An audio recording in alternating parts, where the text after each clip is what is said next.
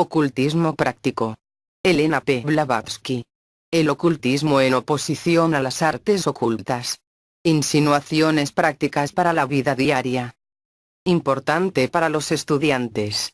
Hay muchos que ansían instrucciones prácticas de ocultismo, y, por lo tanto, es necesario dejar sentado de una vez para siempre la especial diferencia entre el ocultismo teórico o teosofía y el ocultismo práctico o ciencias ocultas.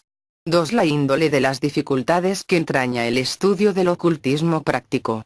Es muy fácil ser teósofo, pues puede serlo cualquiera de medianas facultades intelectuales, aficionado a la metafísica, de conducta pura e inegoísta, que mayormente se goza en prestar que en recibir auxilio, que siempre está dispuesto a privarse de su gusto en bien de los demás, y sea amante de la verdad, la bondad y la sabiduría en sí mismas y no por el provecho que prometan allegar.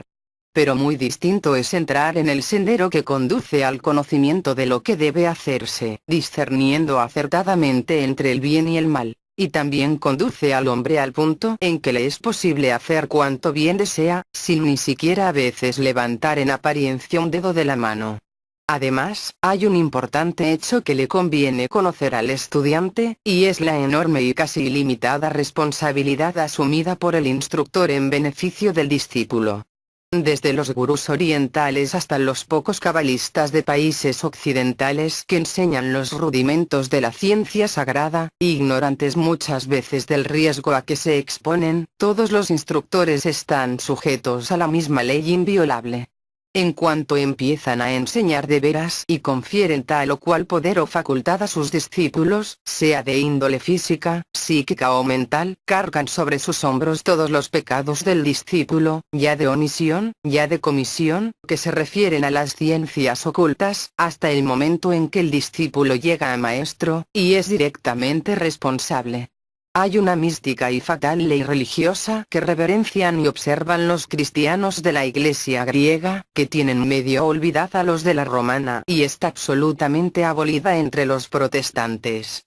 Data de los primeros días del cristianismo, y es símbolo y expresión de aquella otra ley oculta a que antes nos referimos acerca de las relaciones entre maestro y discípulo. Consiste en que el padrino y la madrina de la criatura en las fuentes bautismales contraen parentesco espiritual entre sí y con su ahijado. Los padrinos toman tácitamente sobre sí todos los pecados del ahijado hasta que éste tiene uso de razón para conocer el bien y el mal, y es responsable de sus actos. Esto explica por qué los maestros son tan escrupulosos, y por qué a los discípulos se les exigen 7 años de prueba para demostrar su aptitud y adquirir las cualidades requeridas por la seguridad de maestro y discípulo. El ocultismo no es magia. Resulta relativamente más fácil aprender las artimañas del hechizo y los procedimientos para valerse de las sutiles pero todavía materiales fuerzas de la naturaleza física, porque muy luego se despiertan las potencias del alma animal del hombre y prontamente se desarrollan las energías actualizadas por su amor, su odio y sus pasiones. Pero esto es magia negra o hechicería, pues únicamente del motivo depende que el ejercicio de una facultad sea maligno y negra magia o bien magia blanca y provechoso. Cuando en el actuante queda la más leve huella de egoísmo, no es posible utilizar las energías espirituales, porque la intención no es absolutamente sincera, y la energía espiritual se transmutará en psíquica, obrando en el plano astral con tal vez funestos resultados. Las potencias y energías de la naturaleza animal, lo mismo puede utilizarlas el egoísta y vengativo, que el abnegado e indulgente. Las potencias y energías del espíritu solo cederán al manejo de quien tenga perfectamente puro el corazón. Esto es magia divina. Así pues, ¿qué condiciones se requieren para ser estudiante de la sabiduría divina? Porque conviene advertir que no es posible instrucción alguna sobre este punto a menos que durante los años de estudio se satisfagan y rigurosamente se cumplan determinadas condiciones. Este es un requisito indispensable y sine qua non. Nadie sabrá nadar si no se arriesga en aguas profundas. Ningún ave puede volar antes que le crezcan las alas y disponga de espacio para moverlas y de valor para lanzarse al aire. Quien quiera manejar una espada de 2 filos debe saber esgrimir a la perfección el florete para no herirse, o lo que es peor, dañar a otros al primer intento. Todo instructor oriental posee reglas privadas con el objeto de facilitar con toda seguridad el estudio de la sabiduría divina, y esto dará aproximada idea de las condiciones en que se ha de proseguir dicho estudio, para que la magia divina no se invierta en magia negra. Los pasajes siguientes están escogidos de entre gran número de ellos y se continúa su explicación entre paréntesis. El lugar elegido para recibir instrucción debe ser tal, que no se distraiga la mente y esté lleno de objetos magnéticos de estimuladora influencia. Entre otras cosas, han de estar reunidos en un círculo los 5 colores sagrados. El lugar debe hallarse libre de toda influencia maligna que se cierne en el ambiente. El lugar ha de servir exclusivamente para la instrucción, y apartado de propósito. Los colores sagrados son los matices del espectro, dispuestos en determinado orden, pues son muy magnéticos. Por influencias malignas se entiende toda perturbación, disputa, altercado, malos sentimientos, etc., que se imprimen inmediatamente en la luz astral, esto es, en la atmósfera del lugar y se difunden por el aire. Esta primera condición parece a primera vista muy fácil de cumplir, pero bien considerada resulta una de las más difíciles de obtener. 2. Antes que se le permita al discípulo estudiar cara a cara, ha de adquirir conocimientos preliminares en una selecta compañía de otros discípulos legos upasaks, cuyo número necesariamente debe ser impar. Cara a cara significa en este caso un estudio independiente o separado de los demás. Cuando el discípulo adquiere la instrucción cara a cara de sí mismo, su divino yo superior o de su gurú, entonces recibe cada cual su debida información según el uso que haya hecho del conocimiento recibido. Esto solo puede acaecer al término del ciclo de instrucción. 3. Antes que tú el instructor comuniques a tu lanu discípulo las buenas santas palabras del Lambrín, o le permitas disponerse para Dubjet, debes tener cuidado de que su mente esté por completo purificada y en paz con todos, en especial con sus otros yoes. De lo contrario, las palabras de sabiduría y de la buena ley se dispersarán arrastradas por los vientos. Lambrín es un tratado de instrucciones prácticas escrito por Tsongkhapa. Consta de 2 partes, una, con fines eclesiásticos y exotéricos, y otra para uso esotérico. Disponer para Dubjet es preparar los objetos usados en la videncia, como espejos y cristales. Los otros yoes se refieren a los condiscípulos. A menos que entre los estudiantes reine la mayor armonía, no será posible el éxito. El instructor ha de hacer la selección según las magnéticas y eléctricas naturalezas de los estudiantes, aproximando y ajustando con sumo cuidado los elementos positivo y negativo. 4. Durante el estudio deben los upasakas mantenerse unidos como los dedos de la mano. Les enseñarás que todo cuanto perjudique a uno ha de perjudicar a los demás. Y si lo que uno alegue no encuentra eco en el pecho de los demás, denotará que faltan las requeridas condiciones y será inútil seguir adelante. Difícilmente sucederá esto si la elección preliminar se hizo con los requisitos magnéticos. De otro modo, los discípulos, aunque parezcan aptos para recibir la verdad, habrán de esperar muchos años, a causa de su temperamento y de la imposibilidad que experimentan de ponerse en armonía con sus compañeros. 5. El gurú debe armonizar a los condiscípulos como si fueran cuerdas de un laúd vina, que, aunque cada una distinta de las demás, emiten concertados sonidos. Colectivamente constituyen un teclado que responde en todas sus partes al más ligero toque, el toque del maestro. Así sus mentes se abrirán a las armonías de la sabiduría, vibrando en modulaciones de conocimiento en todas y en cada una de ellas, con efectos placenteros para los dioses que presiden, ángeles tutelares o custodios, y provecho para el discípulo. También así quedará la sabiduría por siempre impresa en sus corazones, sin que jamás se quebrante la armonía de la ley. 6. Quienes deseen adquirir el conocimiento que conduce a los siddhis, poderes ocultos, han de renunciar a todas las vanidades del mundo y de la vida.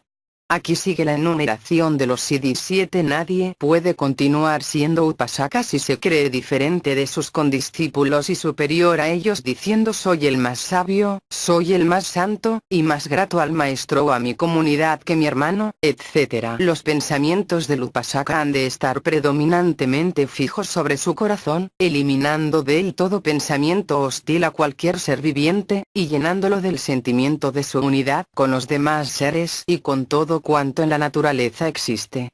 De lo contrario, no es posible el éxito. 8. Un punto. Un discípulo solo ha de rehuir las influencias externas, las emanaciones magnéticas de las criaturas vivientes. Por lo tanto, aunque en unidad con todo en su interna naturaleza, ha de tener cuidado de apartar su cuerpo externo de toda influencia extraña. Nadie sino él ha de comer en su plato y beber en su vaso. Debe evitar el contacto corporal, esto es, tocar o que lo toquen con seres humanos o con animales. Ni siquiera se permite tener animales domésticos, como perros, gatos, canarios, etc., ni tampoco tocar ciertos árboles y plantas. El discípulo ha de vivir, por decirlo así, en su propia atmósfera, a fin de individualizarla con ocultistas propósitos. 9. La mente debe permanecer embotada para todo menos para las universales verdades de la naturaleza, so pena de que la doctrina del corazón se reduzca a la escueta doctrina del ojo, esto es, el vano ritualismo exotérico. 10. El discípulo no debe tomar alimentos de índole animal, ni nada que tenga vida. Tampoco ha de beber vino ni licores, ni usar opio, pues todas estas cosas son como los espíritus malignos Lamayin que se aferran al incauto y devoran el entendimiento. El vino y los licores conservan y contienen el siniestro magnetismo de cuantas personas contribuyen a elaborarlos. La carne conserva las características psíquicas del animal de que procede. 11. Los medios más eficaces de adquirir conocimiento y disponerse a recibir la sabiduría superior son la meditación, la abstinencia, el cumplimiento de los deberes morales, los pensamientos apacibles, las palabras amables, las buenas acciones y la benevolencia hacia todo, con entero olvido de sí mismo. 12. Únicamente por la observancia de las regias anteriores puede esperar en la nula adquisición, a su debido tiempo, de los siddhis de los arates, cuyo desenvolvimiento lo conducirá gradualmente a la unidad con el todo universal. Estos 12 pasajes están entresacados de unas 73 reglas cuya enumeración resultaría inútil, porque ningún significado tendrían en Europa. Sin embargo, por pocos que sean, bastan para indicar las inmensas dificultades con que en su sendero ha de tropezar el aspirante a upasaka, nacido y educado en países occidentales. Todos los métodos de educación en Occidente, y más todavía en Inglaterra, se apoyan en el principio de emulación y porfía. A cada educando se lo excita a aprender más rápidamente, adelantar a sus compañeros y sobrepujarlos en todo lo posible. Se cultiva asiduamente la equivocadamente llamada rivalidad amistosa, y este mismo espíritu se alimenta y vigoriza en todas las modalidades de la vida. Con tales ideas, inculcadas desde su niñez, ¿cómo puede relacionarse un occidental con sus discípulos como lo están los dedos de la mano? Además, aquellos condiscípulos no son de su propia elección, o escogidos por él, llevado de personal simpatía y estimación. Los escoge su instructor en muy distintos puntos, y quien desee ser estudiante debe tener primero la fortaleza suficiente para matar en su corazón todo sentimiento de aversión y antipatía hacia los demás. ¿Cómo pueden los occidentales ser capaces ni siquiera de intentar esto ardientemente? Por otra parte, los pormenores de la conducta diaria y la prescripción de no tocar ni aun la mano de las personas más íntimas y queridas, cuán opuestos son a las ideas occidentales sobre el afecto y los buenos sentimientos. Cuán frío y duro parece todo ello. Habrá quien tilde de egoísmo de abstenerse de complacer al prójimo, a fin de progresar uno mismo.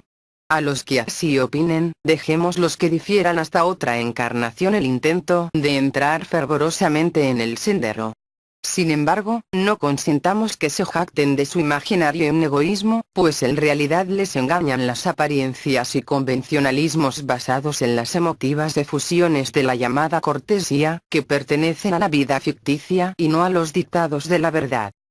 pero aún prescindiendo de estas dificultades, que cabe considerar como externas, si bien no deja de ser grande su importancia, ¿cómo podrán los estudiantes occidentales encuadrarse en la requerida armonía? En Europa y América es la personalidad tan vigorosa, que cuantos profesan las letras o las artes se envidian y aún se odian mutuamente. El odio y la envidia entre los de una misma profesión han llegado a ser proverbiales, y los hombres procuran lucrar a toda costa, hasta el punto que los modales urbanos y la cortesía social no son más que una hipócrita máscara de los demonios del odio y de la envidia. En Oriente, el espíritu de la inseparabilidad se le inculca a la niñez con tanta firmeza como en Occidente el espíritu de la rivalidad. Allí no se fomenta la ambición personal ni los sentimientos y deseos egoístas. Cuando el terreno es naturalmente fértil, se cultiva en debida forma, de suerte que el niño, al llegar a hombre, está acostumbrado vigorosa y potentemente a subordinar el yo inferior al yo superior. En Occidente predomina la creencia de que el principio guiador de la conducta es el gusto y disgusto que inspiren los demás hombres y cosas, aunque no lleguen a convertir dicho principio en norma de vida ni traten de imponerlo a nadie.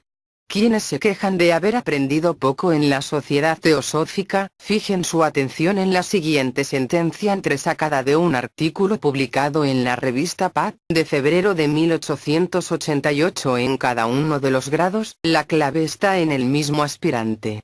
No es el temor de Dios el principio de la sabiduría, sino que el conocimiento del yo es la sabiduría misma. Al estudiante de ocultismo que ya practica alguna de las reglas precedentes, se le representa, grande y verdadera, la respuesta del oráculo de Delfos a todos cuantos anhelaban oculta sabiduría, y que el sabio Sócrates repitió corroborándola varias veces. Hombre, conócete a ti mismo. El ocultismo en oposición a las artes ocultas. A menudo oí decir, pero nunca lo creí hasta ahora, que hay quien por medio de poderosos encantos mágicos rinde a su determinado propósito las leyes de la naturaleza. Milton, en el periódico Correspondencia de mayo de 1888, insertó varias cartas que atestiguan la profunda emoción que causó en algunos ánimos nuestro trabajo publicado en abril del mismo año 1888 bajo el título de Ocultismo Práctico. Dichas cartas comprueban y refirman dos conclusiones lógicas, a saber, uno, que muchos más hombres cultos y de buen entendimiento de los que pudieran figurarse los materialistas creen en el ocultismo y la magia. 2. Que la mayor parte de ellos, incluso muchos teósofos, no tienen claro concepto de la índole del ocultismo y lo confunden con las ciencias ocultas en general, sin exceptuar la magia negra. Las ideas que se forjan de las facultades que el ocultismo confiere al hombre y de los medios que han de emplearse para adquirirlas son tan variadas como caprichosas. Algunos se figuran que para igualar a Zanoni solo es necesario un maestro en el arte, que enseñe el camino. Otros creen que para emular a Roger Bacon o al conde de Saint-Germain, no tienen más que atravesar el canal de Suez e ir a la India. Muchos toman por ideal a Margrave con su siempre renovada juventud, y no cuidan del alma que se ha de entregar en cambio. No pocos confunden con el ocultismo la hechicería, al estilo de la pitonisa de Endor, que a través de la bostezante tierra evoca a los flácidos espectros desde la estigiana lobreguez a la luz del día y los disputa por aparecidos adeptos.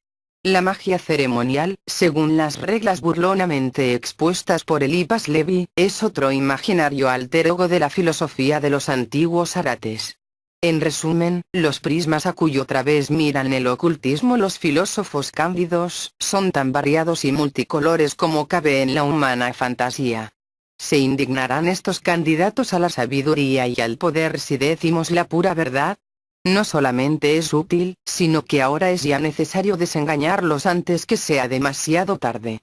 La verdad sobre este punto puede declararse en pocas palabras: entre los centenares que en Occidente se llaman ocultistas, no hay ni media docena que tengan ni siquiera idea aproximada de la genuina naturaleza de la ciencia que tratan de dominar. Con pocas excepciones, están todos en pleno camino de la hechicería, pero dejémoslos restablecer algún tanto el orden en aquel caos que predomina en su mente, antes que protesten contra esta afirmación. que conozcan primero la verdadera relación entre las ciencias ocultas y el ocultismo, así como la diferencia entre una y otro, y entonces se indignarán si todavía creen estar en lo cierto. Entretanto, digámosles que el ocultismo difiere de la magia y demás ciencias ocultas, como el esplendente sol difiere de un candil, y como el inmutable e inmortal espíritu del hombre reflejo del absoluto, infinito y desconocido todo, difiere de la mortal arcilla del cuerpo humano. En nuestra refinada civilización occidental, donde las lenguas modernas han ido evolucionando con la formación de palabras expresivas de nuevas ideas y pensamientos, no se sentía la necesidad de nuevos vocablos para expresar conceptos que tácitamente se tildaban de supersticiones, pues toda nueva modalidad mental aparecía materializada en la fría atmósfera del egoísmo de Occidente y el incesante afán tras los dioses de este mundo. Dichos vocablos únicamente hubieran podido expresar ideas que a duras penas eran capaces de albergar en su mente los hombres cultos, para quienes la magia es sinónimo de prestidigitación, la hechicería equivalente a crasa ignorancia y el ocultismo la triste reliquia de los desequilibrados filósofos medievales del fuego, como Jacobo Boehme y Saint-Martin. Expresiones todas que se consideran más que suficientes para abarcar el campo entero de un dedal de costura. Tanto la palabra magia como las palabras hechicería y ocultismo se usan en Occidente en sentido despectivo, y por lo general para designar las escorias residuales de los tiempos del oscurantismo y los perversos siglos del paganismo. Por lo tanto, no hay en nuestro idioma palabras que definan y maticen la diferencia entre las referidas facultades anormales, o entre las ciencias que conducen a su adquisición, con la exactitud y fijeza con que las definen y matizan los idiomas orientales y sobre todo el sánscrito. Si las autoridades reconocidas en la materia dan a las palabras milagro y hechizo el mismo significado, en cuanto les atribuyen la idea de operar prodigios quebrantando las leyes de la naturaleza, ¿qué significarán para quienes las oyen o pronuncian? El cristiano, no obstante quebrantar las leyes de la naturaleza al creer firmemente en milagros, porque dice que los obró Dios por medio de Moisés, desdeñará los hechizos o encantamientos de los magos de Faraón, o los atribuirá al demonio. Nuestros piadosos enemigos relacionan al demonio con el ocultismo, mientras que sus impíos adversarios, los infieles, se ríen de Moisés, de los magos y de los ocultistas, y se sonrojarían de prestar seria atención a semejantes supersticiones.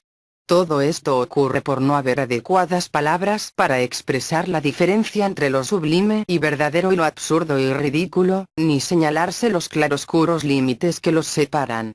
Lo absurdo y ridículo son las teológicas interpretaciones que hablan del quebrantamiento de las leyes de la naturaleza por el hombre, Dios o el demonio. Lo sublime y verdadero son los científicos milagros y encantamientos de Moisés y los magos, de conformidad con las leyes naturales. Tanto Moisés como los magos egipcios estaban versados en la sabiduría aprendida en los santuarios que eran las academias y corporaciones científicas de aquellos días y en el verdadero ocultismo. La palabra ocultismo induce seguramente a error, tal como está traducida de la palabra compuesta Gupta Vidya, que significa conocimiento secreto. ¿Pero conocimiento de qué? Algunos términos sánscritos nos ayudarán a responder. Entre otros muchos nombres de las diversas clases de ciencia esotérica que aparecen en los Puranas esotéricos, citaremos por más notables los 4 siguientes. Una Yajna Vidya es el conocimiento de las ocultas fuerzas de la naturaleza, puestas en acción por la práctica de ciertos ritos y ceremonias religiosas. 2 Mahavidya, que significa gran conocimiento. Es la magia de los cabalistas y del culto tántrico, aunque suele degenerar en hechicería de la peor especie. 3 Guhya Vidya, o conocimiento de las mismas fuerzas del sonido éter, y por lo tanto, de los mantras cantados en las oraciones y encantamientos, cuya eficacia depende del ritmo y la melodía. También se define diciendo que es una práctica mágica fundada en el conocimiento y correlación de las fuerzas de la naturaleza. 4 Atma Vidya, que los orientalistas traducen literalmente por conocimiento del alma o verdadera sabiduría, pero que significa mucho más. El Atma Vidya es la única clase de ocultismo a que debe aspirar todo prudente e inegoísta teósofo admirador de luz en el sendero. Las demás modalidades de ocultismo son ramificaciones de las ciencias ocultas, esto es, artes basadas en el conocimiento de la última esencia de todas las cosas en los reinos de la naturaleza mineral, vegetal y animal. Quien conoce esta última ciencia conoce también el reino material de la naturaleza, por invisible que sea dicha esencia y por mucho que hasta ahora haya escapado a las investigaciones científicas. La alquimia, astrología, fisiología oculta y quiromancia tienen su razón de ser en la naturaleza, y las ciencias que acaso por su inexactitud se llaman exactas en esta época de paradójicas filosofías han descubierto algunas de estas artes. Pero la clarividencia, simbolizada en la India por el ojo de Shiva y llamada en el Japón visión infinita, no es el hipnotismo, ni el mesmerismo, ni se adquiere por medio de tales artes. Todas las demás modalidades del ocultismo pueden dominarse y obtener de ellas resultados buenos, malos o indiferentes, pero el Atma Vidya no les da mucho valor, pues a todas incluye y aun a veces las utiliza con benéficos propósitos después de eliminar las escorias y tener cuidado de que no quede ni el menor elemento egoísta. Expliquemos la cuestión. Toda persona puede estudiar cualquiera de las mencionadas artes ocultas sin preparación especial, sin restringir demasiado su género de vida ni depurar gran cosa su moralidad. Pero en este caso, el 90% de los estudiantes que se hayan distinguido en una razonable modalidad de magia se precipitan desaprensivamente en la negra. ¿Pero qué les importa? También los vudús y los dugpas comen, beben y se alborozan en las hecatombes de víctimas de sus infernales artes, y otro tanto, en diverso sentido, hacen los amables caballeros que practican la vivisección y los hipnotizadores diplomados por las facultades de medicina. La única diferencia entre ambos consiste en que los vudús y los dugpas son hechiceros conscientes y los vivisectores de la taifa de Charcot y Richet lo son inconscientes.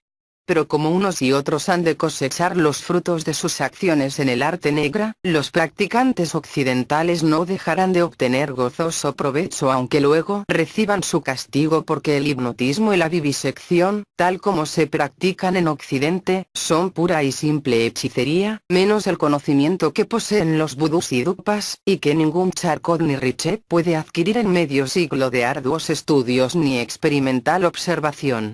Por lo tanto, que se queden sin Atma Vidya o verdadero ocultismo quienes lo desdeñan para chapucear en la magia, consciente o no de su índole, y rechazan por demasiado rigurosas las reglas impuestas a los estudiantes. Dejémoslos que sean magos por cualquier medio, aunque durante las 10 encarnaciones siguientes no pasen de vudús y dugpas. Sin embargo, el interés del lector se concentrará probablemente en quienes sienten invencible atracción hacia el ocultismo, aunque todavía no hayan subyugado sus pasiones ni mucho menos sean verdaderamente inegoístas. ¿Cómo proceder con estos desgraciados a quienes así desgarran por mitad fuerzas antagónicas? Porque demasiadas veces se ha dicho para que haya que repetirlo, y es cosa evidente para cualquier observador, que una vez despertado de veras en el corazón del hombre el anhelo por el ocultismo, no le queda esperanza de paz ni lugar de descanso y consuelo en el mundo. Una incesante y roedora inquietud que no puede apaciguar, lo empuja a las más desoladas y ásperas circunstancias de la vida. Su ánimo es demasiado pasional y egoísta para permitirle el paso por las puertas de oro, y no haya paz ni descanso en la vida ordinaria. Así pues, ha de caer inevitablemente en hechicería y magia negra y acumularse durante muchos años un karma terrible. ¿No hay otro camino? Seguramente lo hay. No aspire a mayores cosas que las que se sienta capaz de cumplir. No eche sobre sus hombros una carga demasiado pesada. Aunque no llegue a ser un Mahatma, un Buda o un gran santo, si estudia la filosofía y la ciencia del alma podrá ser un modesto bienhechor de la humanidad, por más que carezca de facultades sobrehumanas, pues los siddhis o facultades del Arhat se reservan únicamente para los capaces de consagrar su vida al cumplimiento al pie de la letra de los terribles sacrificios que su adquisición requiere. Ha de saber y recordar para siempre que el verdadero ocultismo o teosofía es la incondicional y absoluta renunciación de la personalidad en pensamiento y obra. Es altruismo, y quien lo practica queda enteramente escogido de entre las filas de los vivientes, tan luego como se entrega a la obra, porque no vive para él sino para el mundo. Mucho se le dispensa durante los primeros años de prueba, pero tan pronto como pasa a ser discípulo aceptado debe desvanecer su personalidad y convertirse en una fuerza benéfica de la naturaleza. Desde entonces se abren a su paso dos caminos opuestos: a de ascender trabajosamente, paso a paso, durante numerosas encarnaciones, sin intervalo de bacánico, por la áurea escala que conduce al aratado, o al dar el primer paso en falso, resbalar a escala abajo, rodando hasta el fondo de la magia negra. Todo esto se ignora o se ha olvidado enteramente en nuestros días. En efecto, quien sea capaz de observar la silente evolución de las preliminares aspiraciones de los candidatos echará de ver que suelen preocuparles extrañas ideas. Los hay cuyas racionales facultades torcieron ajenas influencias hasta el punto de figurarse que las pasiones animales pueden sublimarse y elevarse de modo que todo su ardor se dirija hacia adentro, a fin de mantenerlas encerradas en el pecho hasta que, en vez de estallar su energía, se invierta en dirección a lo alto con santos propósitos. Es decir, hasta que la colectiva fuerza de las reprimidas pasiones capacite al hombre para entrar en el verdadero santuario del alma y permanecer allí en presencia de su maestro, del yo superior. A este fin no luchan con sus pasiones ni las matan, sino que mediante un violento esfuerzo de voluntad las reprimen y mantienen en jaque, dejando sus brasas en rescoldo. Se someten gozosamente a la tortura del joven espartano que consentía que la zorra le devorase las entrañas antes que deshacerse de ella. Oh, pobres ciegos visionarios. ¿Sería esto lo mismo que si una cuadrilla de desollinadores, grasientos de su labor, se les encerrara en un santuario adornado de blanquísimos lienzos, y en vez de convertirlos con su contacto en un montón de sucios pingajos, se adueñaran del sagrado recinto y salieran de él tan inmaculados como los lienzos? De igual suerte cupiera imaginar que una docena de tejones encerrados en la pura atmósfera de un monasterio Gompa pudieran salir de él impregnados de los perfumes del incienso. Extraña aberración de la mente humana. ¿Es posible que así sea? Discutámoslo. En el santuario de nuestra alma, el maestro es el yo superior, el divino espíritu cuya conciencia deriva y se funda en la mente por lo menos durante la vida mental del hombre, a la que llamamos alma humana o alma personal, pues el alma espiritual es vehículo del espíritu. A su vez el alma personal está constituida en su aspecto superior por aspiraciones espirituales, voliciones y amor divino. En su aspecto inferior, por deseos animales y pasiones terrenas, comunicadas por su contacto con el cuerpo astral que es el asiento de todas ellas. Por lo tanto, el alma personal es el enlace o eslabón entre la naturaleza animal del hombre, que la razón procura dominar, y la naturaleza espiritual hacia la que aquella propende cuando logra ventaja en su lucha con la naturaleza animal. Esta última es la instintiva alma animal, madriguera de las pasiones que el imprudente entusiasmo arrulla en su pecho en vez de matar. ¿Cómo esperar que la cenagosa corriente de la cloaca animal se convierta en el cristalino manantial de las aguas de la vida? ¿A qué terreno neutral pueden relegarse las pasiones, sin que afecten al hombre? Las violentas pasiones de amor y lujuria se mantienen vivas en su cuna, es decir en el alma animal, porque tanto el aspecto superior como el inferior de la mente o alma humana rechazan a semejantes huéspedes, aunque no puedan evitar el rozarse con ellos como vecinos. El yo superior o espíritu es tan impermeable a los malos sentimientos como incapaz el agua de mezclarse con el aceite o cualquier otro líquido impuro y grasiento. El único lazo con el hombre y el yo superior es la mente, la única que puede contaminarse y está en incesante riesgo de que las adormecidas pasiones despierten en cualquier momento y la arrastren al abismo de la materialidad. ¿Cómo puede concertarse con la divina armonía del yo superior, si esta armonía está quebrantada por la presencia de las pasiones animales en el santuario? ¿Cómo es posible que la armonía prevalezca y triunfe, cuando la mente está contaminada y turbada por el torbellino de las pasiones y los terrenales deseos de los sentidos corporales y del hombre astral? Porque el cuerpo astral no es compañero del yo superior, sino del cuerpo terreno. Es el lazo entre el manas inferior y el cuerpo físico, el vehículo de la vida transitoria, no de la inmortal. Como sombra proyectada por el hombre, sigue servil y mecánicamente sus movimientos e impulsos, propendiendo, por lo tanto, a la materia, sin ascender jamás hacia el espíritu. La unión con el yo superior solo puede cumplirse cuando, anulada la fuerza de las pasiones, quedan trituradas y aniquiladas en la retorta de una inflexible voluntad.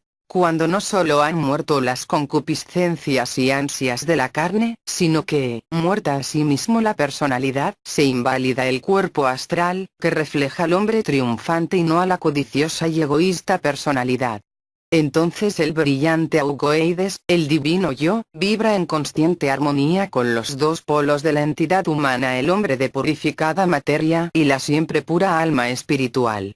El hombre permanece en presencia y para siempre se une íntimamente con el yo superior, con el Maestro, el Cristo de los gnósticos. Así pues, ¿cómo le sería posible al hombre entrar por la angosta puerta del ocultismo, estando sus cotidianos pensamientos ligados a todas horas con las cosas terrenas, con deseo de poderío, concupiscencias, ambiciones y deberes que, si bien honrosos, no dejan de ser terrenos? Aún el amor a la familia, el más puro e inegoísta de los afectos humanos, es un obstáculo para el verdadero ocultismo. Porque si ponemos por ejemplo el santo amor maternal o el conyugal, aún en estos mismos sentimientos analizados a fondo y enteramente cernidos, encontraremos egoísmo personal en la madre y egoísmo dual en los cónyuges. ¿Qué madre no sacrificaría sin vacilar 100 y 1000 vidas que tuviera por el hijo de sus entrañas? ¿Y qué amante marido no satisfaría los deseos de su amada esposa a una costa de la dicha ajena? Se nos dirá que esto es lo natural, pero, aunque lo sea según el código de los humanos afectos, no lo es según el código del divino amor universal. Porque mientras el corazón palpite de amor tan solo por unos cuantos seres, los más queridos e inmediatos, ¿cómo podrá el resto de la humanidad estar en nuestras almas? ¿Qué resto de amor y solicitud quedará en nosotros para profesarlo a la gran huérfana? ¿Y cómo se hará oír la tenue y callada voz en un alma enteramente ocupada en sus predilectos deudos? ¿Qué lugar se deja allí para las necesidades de la humanidad en conjunto, de modo que el corazón las sienta y a ellas responda fácilmente? Con todo, quien aspire a aprovecharse de la sabiduría de la mente universal, ha de lograrlo mediante la humanidad entera sin distinción de raza, temperamento, creencia, ni condición social. Solo el altruismo, no el egoísmo, ni aun en su más noble y legítimo concepto, puede conducir al hombre a identificar su individual yo con el yo universal. El verdadero discípulo del verdadero ocultismo ha de consagrarse a la obra de satisfacer las necesidades de la humanidad si quiere adquirir la teosofía o sabiduría divina y conocimiento. El aspirante ha de escoger absolutamente entre la vida del mundo y la vida del ocultismo. Inútil y vano intento es conciliarlas, porque nadie puede servir a dos señores y complacer a ambos. Nadie puede servir a su cuerpo y a su yo superior, ni cumplir los deberes de familia, al propio tiempo que los de la humanidad entera, sin privar a una o a otra de sus derechos, porque si presta oído a la tenue y callada voz, no podrá escuchar el clamor de sus pequeñuelos, o si atiende a las necesidades de estos, quedará sordo a la voz de la humanidad. El casado que intentase seguir el verdadero ocultismo práctico en vez de la filosofía teórica habría de sostener una incesante y desatentada lucha, porque continuamente vacilaría entre la voz del impersonal divino amor a la humanidad y la del amor personal y terreno, lo cual solo podría conducirlo al fracaso en uno u otro o tal vez en ambos deberes. ¿No sería esto lo peor? Pues quienquiera que después de haberse comprometido en el ocultismo, ceda al halago de un amor, experimentará por casi inmediata consecuencia el verse irresistiblemente atraído del divino estado impersonal al inferior plano de materia.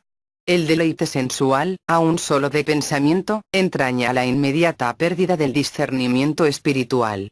La voz del maestro no podrá distinguirse entre la de las pasiones, como tampoco se distinguirá la de un dukpa, porque en semejantes circunstancias no es posible distinguir lo justo de lo injusto y la sana moralidad del estéril nominalismo.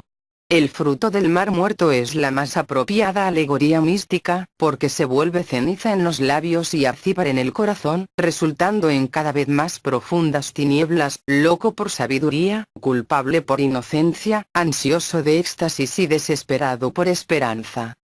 Pero una vez engañados y después de obrar según su engaño, muchos hombres se niegan a reconocer su error y se hunden más y más en el fango.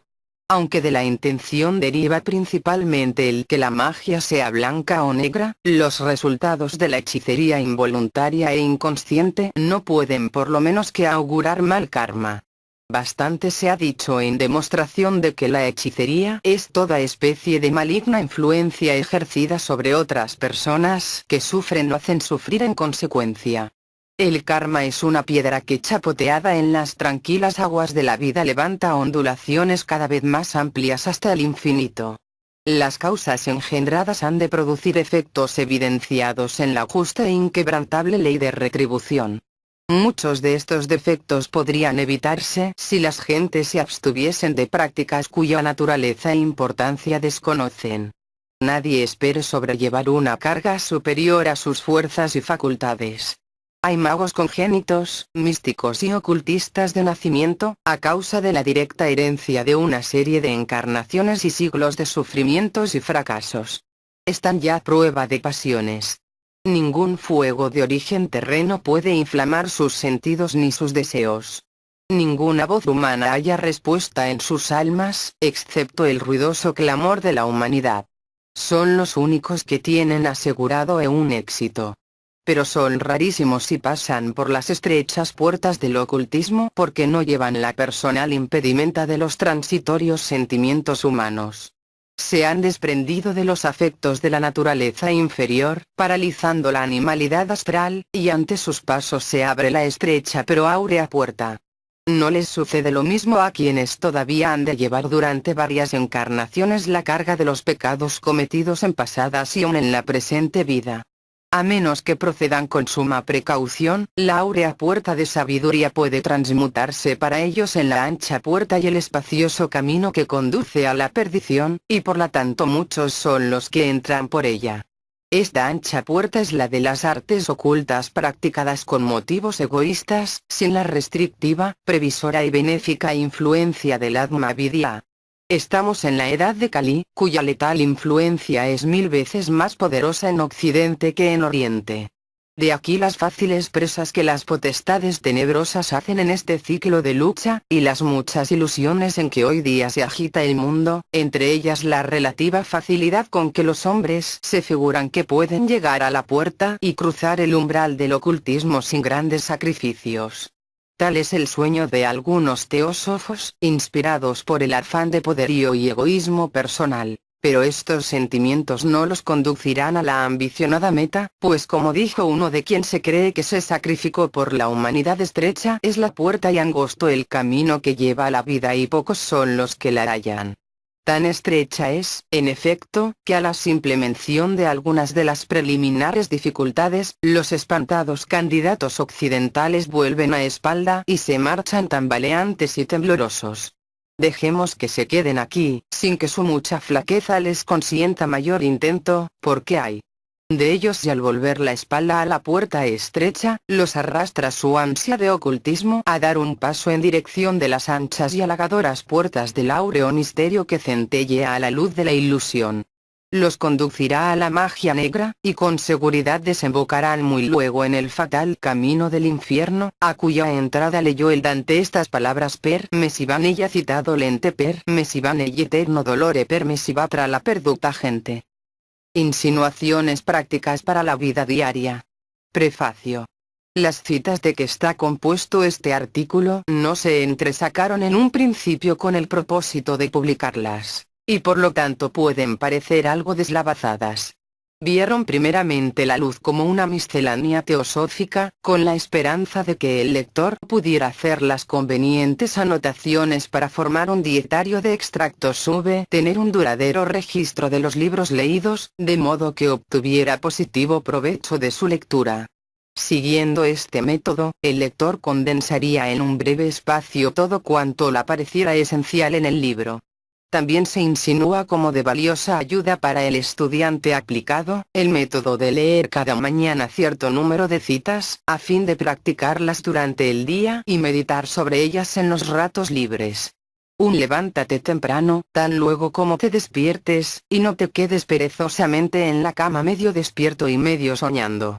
Después ora fervorosamente por la regeneración espiritual del género humano, a fin de que cuantos luchan en el sendero de la verdad reciban positivo y vehemente aliento de tus oraciones, y para que tú te fortalezcas sin ceder al halago de los sentidos. Represéntate en la mente la imagen de tu maestro arrobado en Samadhi. Ponla delante de ti con todos sus pormenores. Piensa reverentemente en él, y ruega por el perdón de todos los errores de acción y omisión. Con esto te será más fácil concentrarte, purificar el corazón y hacer mucho más. Reflexiona sobre los defectos de tu carácter, descubriendo por completo tus vicios y los fugaces placeres que te proporcionan, y determínate firmemente a hacer todo cuanto puedas para no ceder nuevamente a ellos. Este autoanálisis, que te lleva ante el tribunal de tu propia conciencia, facilitará tu progreso espiritual en un grado que no podrías imaginar. Mientras te laves o bañes, ejercita tu voluntad, deseando que las impurezas morales se eliminen al propio tiempo que las corporales. En tus relaciones con los demás observa atentamente las reglas siguientes. 1. Nunca hagas nada que no sea de tu deber, esto es, nada innecesario. Antes de hacer una cosa, reflexiona si debes hacerla. 2. Nunca hables palabras ociosas. Antes de pronunciarlas, piensa el efecto que pueden producir. Nunca quebrantes tus principios de conducta por consideraciones de amistad. 3. Que nunca ocupen tu mente vanos o inútiles pensamientos. Esto es más fácil para dicho que para hecho. No es posible desalojar de golpe la mente. Así, en un principio, procura evitar los malos u ociosos pensamientos, ocupando tu mente en el examen de tus faltas o en la contemplación de los seres perfectos. 4. Durante la comida, ejercita tu voluntad, deseando que el alimento te aproveche para construir un cuerpo en armonía con tus espirituales anhelos, y no engendrar malas pasiones ni malignos pensamientos. Come únicamente cuando tengas hambre y bebe cuando tengas sed, y nunca de otro modo. Si algún manjar especial halaga tu paladar, no cedas a la tentación de comerlo tan solo para satisfacer el gusto. Acuérdate de que el placer que de ellos obtengas no existía algunos segundos antes, y cesará de existir algunos segundos después, porque es un placer transitorio que se invertirá en dolor si te rindes a la gula. Considera que solo da placer a la boca, y si te dejas seducir por aquel manjar y te conturba el ansia de saborearlo, no te avergonzarás de cometer cualquier acción para obtenerlo.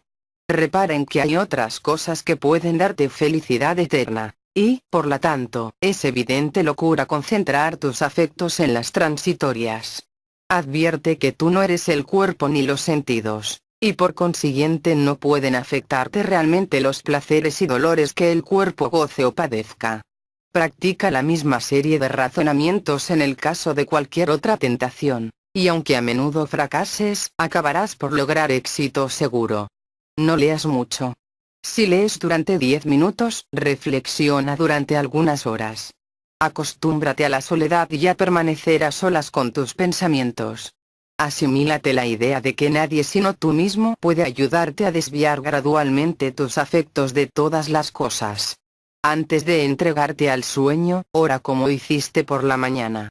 Pasa revista las obras del día, y echa de ver en qué has faltado, y resuelve que no volverás a incurrir en la misma falta al día siguiente. 2. El genuino motivo de anhelar el conocimiento de sí mismo pertenece al conocimiento y no al yo. El conocimiento de sí mismo merece que lo anhelemos a causa de que es conocimiento, y no porque pertenezca al yo. El principal requisito para adquirir el conocimiento de sí mismo es el amor puro. Anhela el conocimiento por puro amor, y el conocimiento coronará eventualmente el esfuerzo. Cuando un estudiante se impacienta, es prueba segura de que obra por la recompensa, no por amor, lo cual demuestra también que no merece la gran victoria reservada a quienes verdaderamente obran por puro amor. El Dios en nosotros, esto es, el espíritu de amor y verdad, de justicia y sabiduría, de bondad y poder, ha de ser nuestro verdadero y constante amor, nuestra única confianza, nuestra única fe, que firme como una roca nos sirve de apoyo, nuestra sola esperanza, que nunca nos engañará aunque todo perezca, y el único logro a que aspiremos con nuestra paciencia, esperando gozosamente, hasta agotar nuestro mal karma, que la presencia del Divino Redentor se revele en nuestra alma. El contento es la puerta por donde ha de entrar el Redentor, porque quien está descontento de sí mismo lo está también de la ley que lo ha hecho tal como es. Y siendo Dios de por sí, la ley, no podrá revelarse en quienes están descontentos de él. Si admitimos que nos hallamos en la corriente de evolución, debemos considerar que son para nosotros justas todas las circunstancias en que nos hallemos, y esta consideración será nuestro mayor auxilio cuando fracasemos en el cumplimiento del deber, pues no podemos adquirir de ningún otro modo la serenidad que tanto recomienda Krishna. Si todo nos saliere a la medida de nuestro deseo, no echaríamos de ver ningún contraste. También es posible que por estar nuestros planes ignorantemente y, en consecuencia, erróneamente trazados, la benéfica naturaleza no permite que los realicemos. No se nos vituperará por el plan, pero engendraremos mal karma si no nos resignamos a la imposibilidad de llevarlo a cabo. Si estáis por entero abatidos, será porque antes decayeron vuestros pensamientos. Puede un hombre estar encarcelado, y, sin embargo, trabajar en favor de una causa. Así os exhorto a que eliminéis de vuestra mente todo disgusto por las circunstancias en que os veáis, y si conseguís considerarlas según las miras de vuestro yo superior, no solo vigorizarán vuestros pensamientos, sino que se reflejarán en vuestro cuerpo y lo fortalecerán. Obrad activamente cuando sea hora de obrar, y entre tanto esperad con paciencia que llegue esta hora.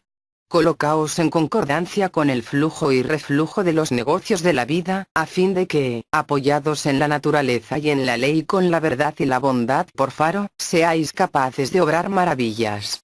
La ignorancia de esta ley tiene por consecuencia alternativas de irreflexivo entusiasmo, por una parte, y del abatimiento y desconsuelo, por otra, siendo así el hombre esclavo de la marea de la vida cuando debiera ser su dueño. Como dice la voz del silencio, ten paciencia, candidato, y no temas el fracaso ni solicites el éxito. La energía acumulada no puede aniquilarse, sino que se transmuta en otras modalidades de actuación. Y como no es posible que permanezca por siempre inactiva, continúa existiendo. Por lo tanto, es inútil resistir a una pasión que no podemos dominar. Si no derivamos por otros conductos su acumulada energía, se irá robusteciendo hasta que prevalezca contra la voluntad y la razón. Para dominarla es preciso conducirla por otro canal superior a aquel por el que iba. Así la afición a una cosa vulgar puede transmutarse en afición a una cosa elevada, y el vicio puede revertirse a virtud con solo invertir el propósito. La pasión es ciega, va a donde se la lleva, y la razón es para ella mucho mejor guía que el instinto. La cólera reconcentrada o el amor reprimido han de encontrar un objeto en que verter su energía, pues de lo contrario amenazan estallar con peligro de su poseedor. La calma sigue a la tormenta. Los antiguos decían que la naturaleza tiene horror al vacío. No podemos destruir o aniquilar una pasión, pues si la sofocamos vendrá a sustituir la otra influencia elemental. Por lo tanto, no intentemos destruir lo inferior sin sustituirlo por algo superior, el vicio por la acrisolada virtud, y la superstición por el recto conocimiento. 3. Sabed que contra el deseo, la apetencia de recompensa y la miseria de la ambición no hay otro remedio que fijar la vista y aplicar al oído a la invisible e insonoro. Debe el hombre creer en su congénita facultad de progreso y no atemorizarse al considerar su naturaleza superior ni dejarse arrastrar por la inferior. Experiencia demuestra que las dificultades no han de abatir al hombre, ni mucho menos desesperanzarlo, pues de lo contrario el mundo no gozaría de las maravillas de la civilización. Esforzarse en seguir adelante es la primordial necesidad del que ha entrado en el sendero. ¿De dónde extraer la fortaleza? Mirando alrededor, no es difícil echar de ver en dónde encuentran otros hombres su fortaleza. Dimana de la profunda convicción. Hay que abstenerse, por ser de justicia el abstenerse, no con el solo intento de mantenerse uno limpio.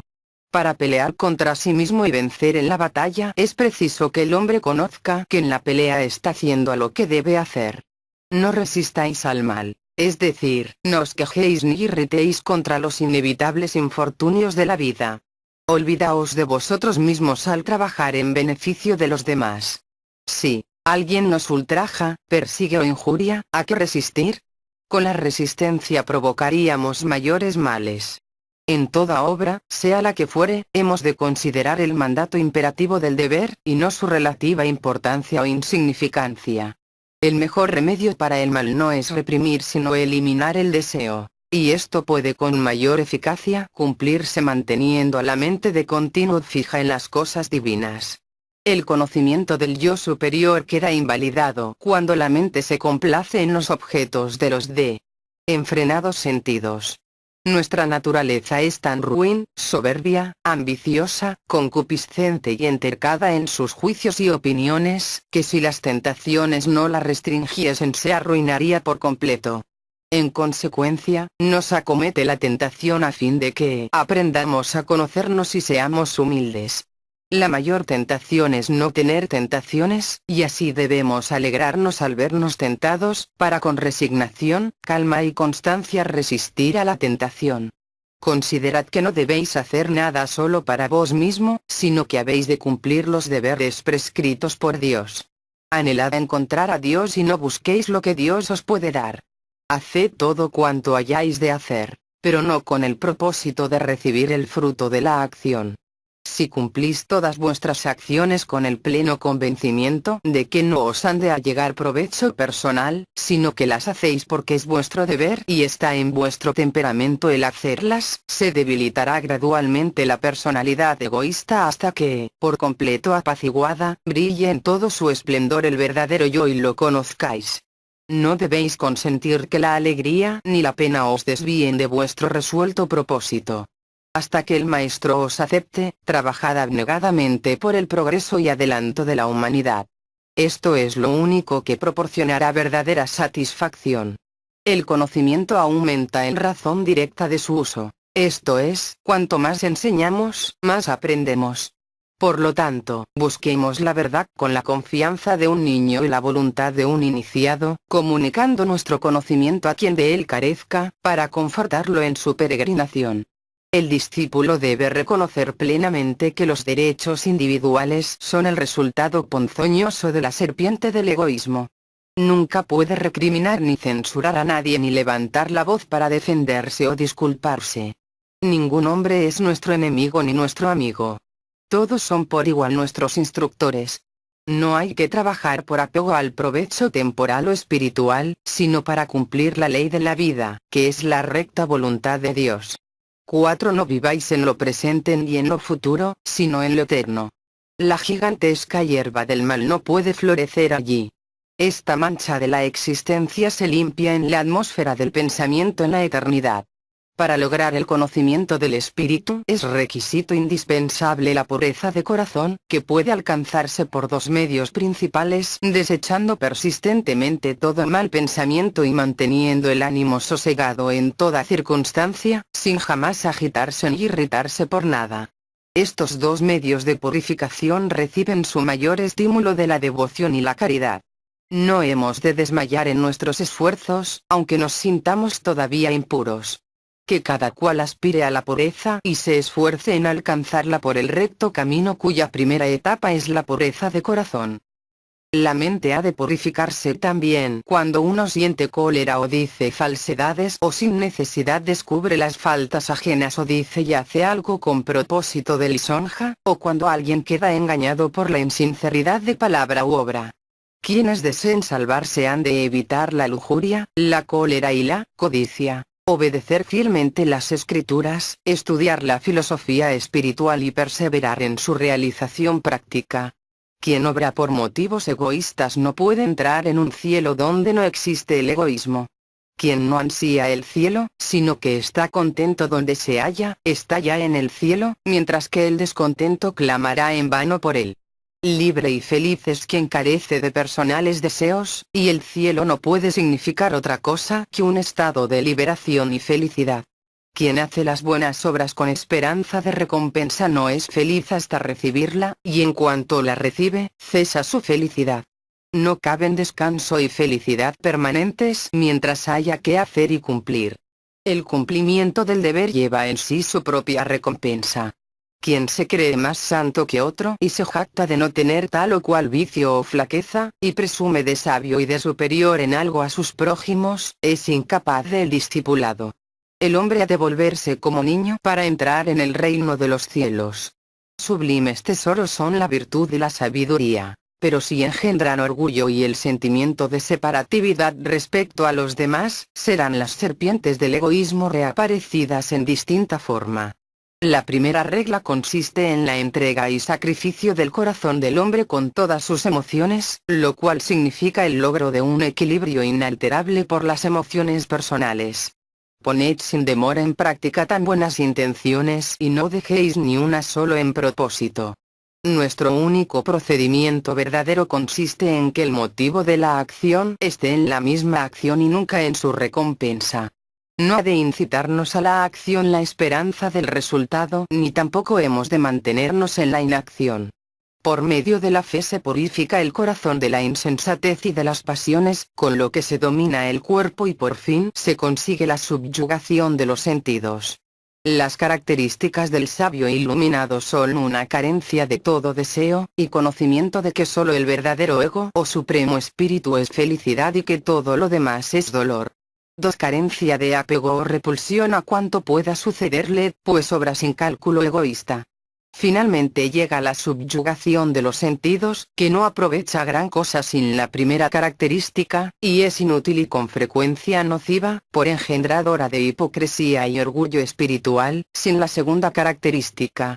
Quien no practica el altruismo y no es capaz de compartir su último bocado con el más pobre o desválido que él. Quien se niega a socorrer a su prójimo de cualquier raza, nación o creencia, siempre y donde quiera lo vea sufriendo. Quien cierra los oídos al clamor de las miserias humanas. Quien oye calumniar al inocente y no lo defiende como se defendería a sí mismo, no es teósofo.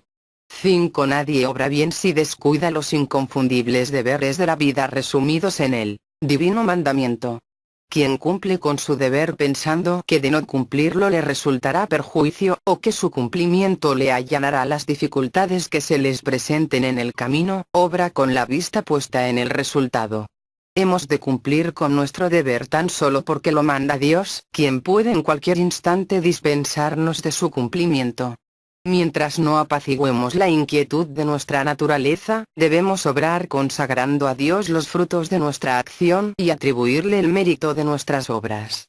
La verdadera vida del hombre consiste en identificarse con el Supremo Espíritu.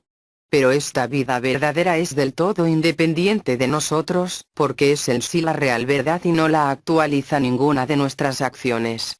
El reconocimiento de que cuanto se opone a esta verdad es ilusorio, es una nueva conciencia, y no una acción. La liberación de un hombre no está en modo alguno relacionada con sus acciones, porque las acciones son útiles en cuanto nos dan a conocer nuestra completa incapacidad para emanciparnos por nosotros mismos de la existencia condicionada.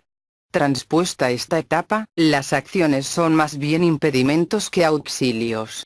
Quienes obran obedeciendo a los divinos mandamientos y saben que la facultad de obrar así es un don de Dios y no peculiar atributo de la conciencia personal del hombre, se libran de la necesidad de la acción. Entonces la verdad llena el purificado corazón y se percibe la identidad con Dios.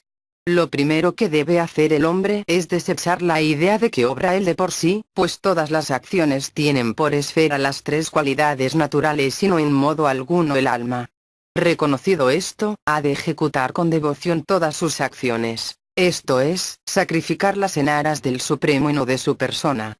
Ha de ofrecer el sacrificio a sí mismo, o sea a su yo superior, que equivale a sacrificarlas a Ishvara. Todos sus actos y aspiraciones han de estar consagrados a sí mismo o al todo.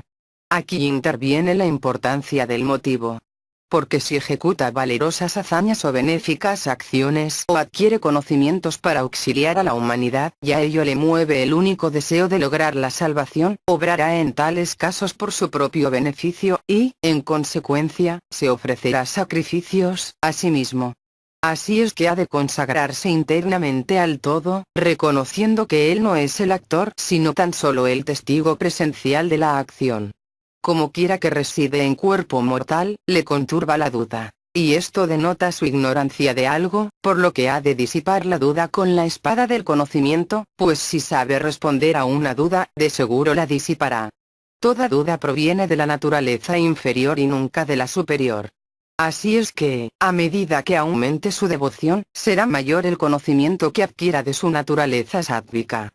Porque se ha dicho el perfecto de la devoción o que perseveraré en su ejercicio adquiere con el tiempo, espontáneamente, conocimiento espiritual.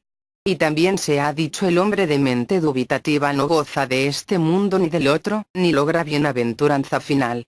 Esta última frase rebate la idea de que si existe en nosotros el yo superior, acabará por triunfar de la necesidad de conocimiento, aunque seamos indolentes y recelosos, y nos conducirá a la bienaventuranza final con la colectiva corriente de la humanidad. La verdadera oración consiste en contemplar todas las cosas sagradas o aplicadas a los actos de la vida diaria, acompañadas del vehemente y cordial deseo de que sea más intensa su influencia para enaltecer y mejorar nuestra conducta, y que se nos conceda algún conocimiento de ellas.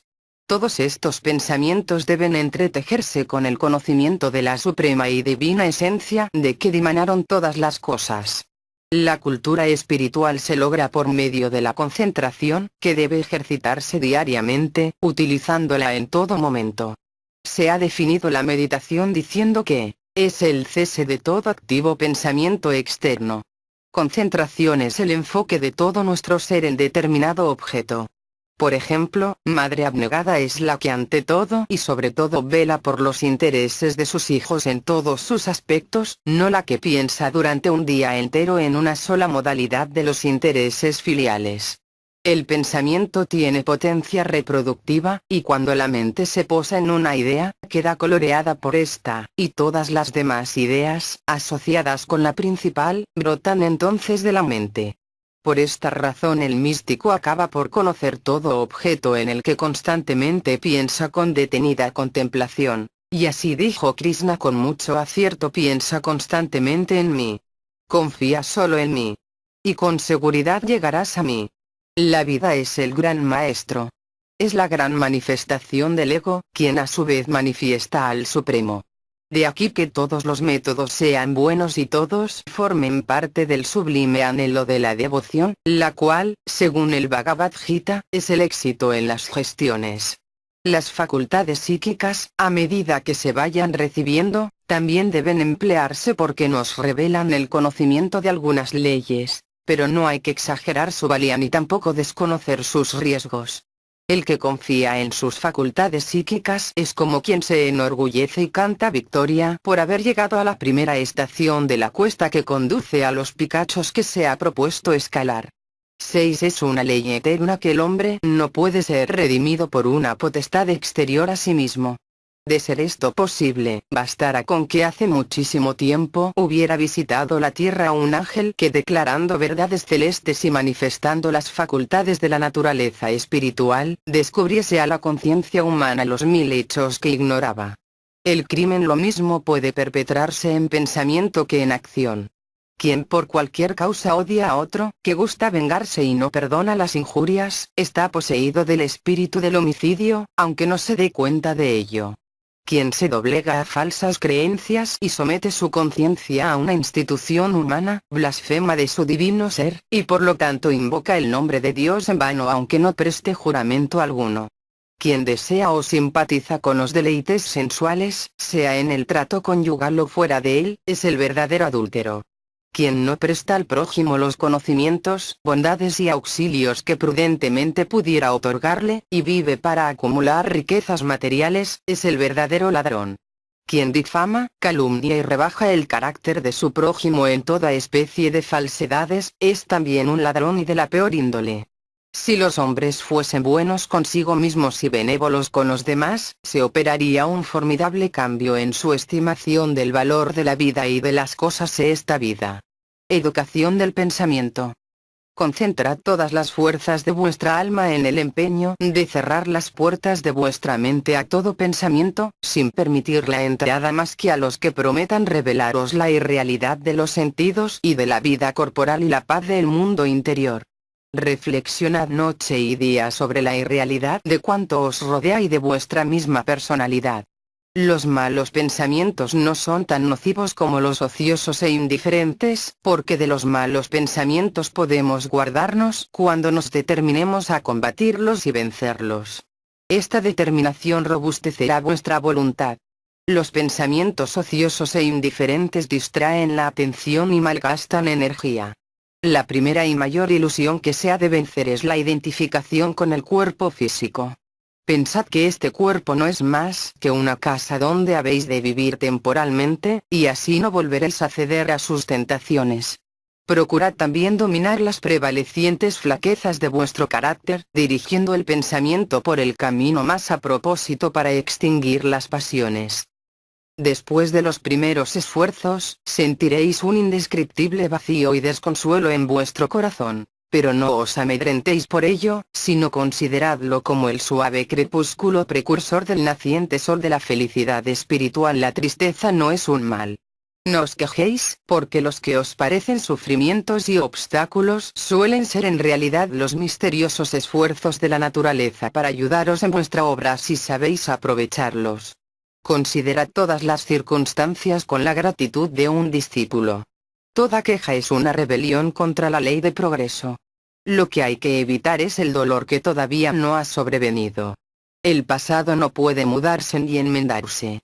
Lo perteneciente a las experiencias presentes no puede ni debe evitarse, pero sí han de evitarse las preocupaciones sobre imaginarias desgracias o los temores acerca del porvenir, así como todo impulso o acción que puede causar presente o futuro dolor a nosotros o a los demás. 7. Nada más valioso para quien quiera que un excelso ideal hacia el que aspire de continuo ya el amolde sus pensamientos y emociones de suerte que regulen lo mejor posible su conducta. Si así se esfuerza para llegar a ser, más bien que aparecer como su ideal, no fracasará en el empeño de acercarse cada vez más a él. Sin embargo, habrá de luchar para este logro, y si su ideal es elevado y verdaderamente se encamina a alcanzarlo, no se envanecerá, sino que, por el contrario, se humillará de su rectitud, pues al descubrir ante sí la posibilidad de mayor adelanto en planos todavía más elevados, no se engreirá de su progreso ni tampoco se entibiará su ardor. Precisamente, el reconocimiento de las vastas posibilidades de la vida humana es necesario para disipar el tedio e invertir en celo la apatía. Así la vida no es odiosa, sino aceptable, cuando comprendemos claramente su finalidad y estimamos sus espléndidas oportunidades. El más recto y seguro camino para llegar a este elevado plano de conciencia es el ejercicio del altruismo, tanto en pensamiento como en acción. Estrecho es, en efecto, el campo visual limitado a la personalidad, que mide todas las cosas con la vara del interés egoísta, porque en semejante limitación no es posible que el ego conciba elevados ideales ni se acerque a los planos superiores de existencia. Las condiciones de adelanto están dentro y no fuera, y por fortuna son independientes de las circunstancias y condiciones de la vida terrena. Por lo tanto, a todos se les depara la ocasión de ir escalando cumbre tras cumbre, y cooperar así con la naturaleza en el cumplimiento de la evidente finalidad de la vida. Si creemos que el objeto de la vida es la satisfacción y bienestar de la personalidad, y que el bienestar material confiere la suprema dicha, confundiremos lo inferior con lo superior y la ilusión con la verdad. Nuestra modalidad material es consecuencia de la constitución material de nuestros cuerpos. Somos gusanos de la tierra porque nuestras aspiraciones se arrastran por la tierra, Pero si entráramos en un sendero de evolución donde fuésemos menos materiales y más etéreos, tomaría muy distinto cariz la civilización. Muchas cosas que ahora nos parecen indispensables y necesarias dejarían de serlo, y si pudiéramos transferir nuestra conciencia de un extremo a otro del globo, con la velocidad del pensamiento, serían inútiles los actuales medios de comunicación. Cuanto más profundamente nos hundimos en la materia, más medios de comodidad material necesitamos. Pero el esencial y potente Dios interno del hombre no es material ni depende de las restricciones peculiares de la materia. ¿Cuáles son las verdaderas necesidades de la vida? La respuesta está en relación con lo que cada cual crea necesario.